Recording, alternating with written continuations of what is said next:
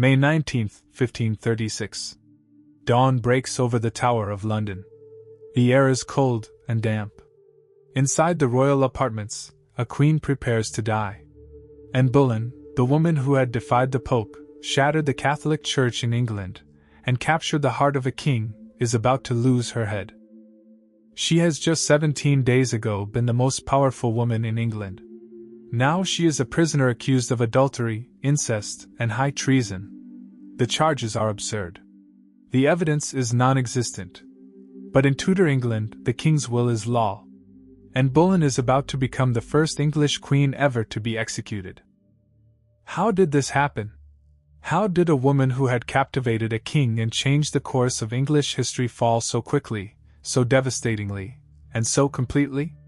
To understand Anne Boleyn's last days, we must understand the forces that conspired against her.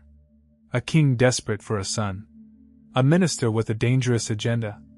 A kingdom divided by religion. And a single, careless remark that may have sealed her fate. Anne Boleyn was never meant to be queen. She was the daughter of a diplomat, educated in the courts of Europe, sophisticated, witty, and politically astute. She was everything that the Spanish-born Queen Catherine of Aragon was not. She had also refused to become Henry's mistress. She wanted the crown. Henry VIII was obsessed. He had been married to Catherine for over 20 years. She had given him only one surviving child, a daughter, Mary. Henry needed a son, an heir to secure his dynasty, and promised him that son.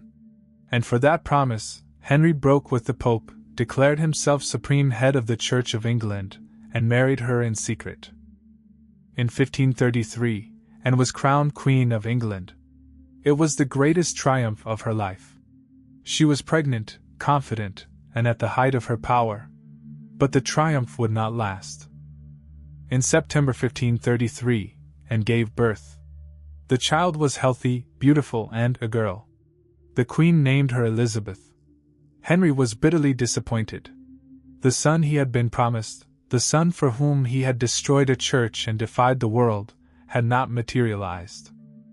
Over the next 3 years, Anne would suffer 2 miscarriages. The final and most devastating one came in January 1536, just days after she learned that King Henry had been thrown from his horse. Anne miscarried a son. And in that moment, her fate was sealed. On May 2, 1536, Anne Boleyn was arrested. She was taken by barge to the Tower of London, the same place where she had once been welcomed as queen. She entered through the Traitor's Gate. It was a deliberate humiliation. The charges were breathtaking in their cruelty. She was accused of adultery with 5 men, her brother George Boleyn, courtiers Henry Norris, Francis Weston, William Brereton, and the musician Mark Smeaton. The most shocking charge? Incest with her own brother. Anne and her brother George were tried on May 15th. The trial was a sham. No witnesses were produced against them. No valid proof was offered. The dates of the alleged crimes were impossible, placing Anne in places she had never been. But in Tudor law, the accused were presumed guilty until proven innocent. George Boleyn defended himself so brilliantly that several observers wagered 10 to 1 he would be acquitted. It didn't matter. All 5 men were found guilty. They were executed on Tower Hill 3 days later. And watched from her window. And was sentenced to death by burning or beheading. As the king's pleasure shall be further known of the same, Henry, in a rare act of mercy, chose the sword. He summoned the hangman of Calais, renowned for his skill with a blade. Historians believe Henry chose the sword because it was the symbol of Camelot, the weapon of a rightful king. It was a message to the world. Henry was still in control. On the morning of May 19th, Anne Boleyn climbed the scaffold on Tower Green.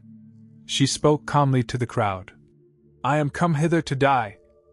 I take my leave of the world and of you all, and I heartily desire you all to pray for me." She knelt. She prayed. The executioner's sword swung once. Anne Boleyn's head was severed in a single, merciful blow. In the silence that followed, no one spoke.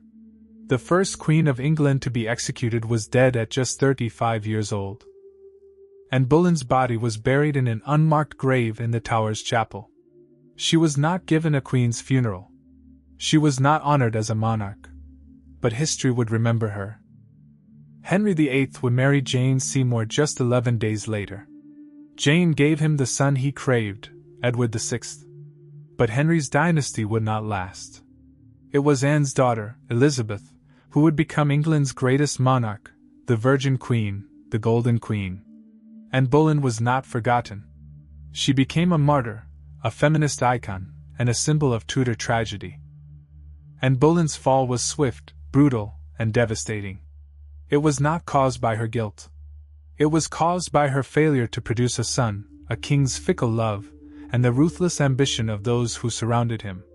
She was a woman who dared to speak her mind in a world ruled by men. And for that crime, she paid with her life. But 500 years later, Anne Boleyn is still remembered. And the man who killed her? He is remembered as the king who destroyed everything he loved.